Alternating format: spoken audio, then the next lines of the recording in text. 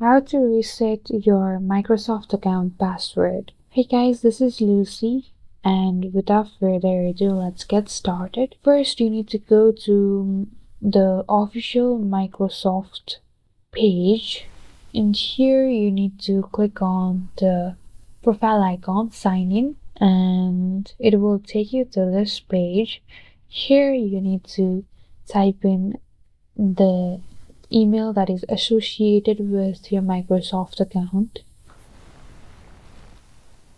So after that, you need to click on next. Here, as you forgot your password, click on forgot password, and it will take you to this page where it will ask you to verify yourself. As I have only one mail added to my Microsoft account, there's only one mail, but if you have added two mails, it will show you where to send the code to. So click on the get code after you selected the mail and check for the code that has been sent to you. After that, enter the code sent in your mail and click on next. Here you can change your Microsoft account password, and that's it.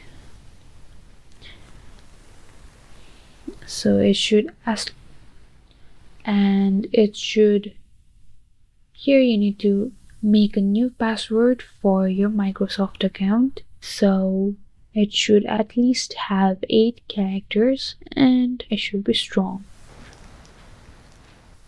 And your Microsoft password has been changed.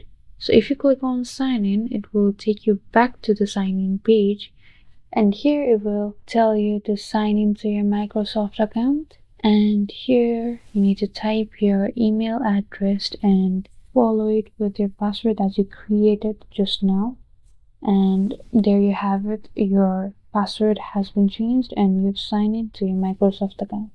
Thank you guys for watching. Like and subscribe for more tutorials, and I'll meet you guys in the next video.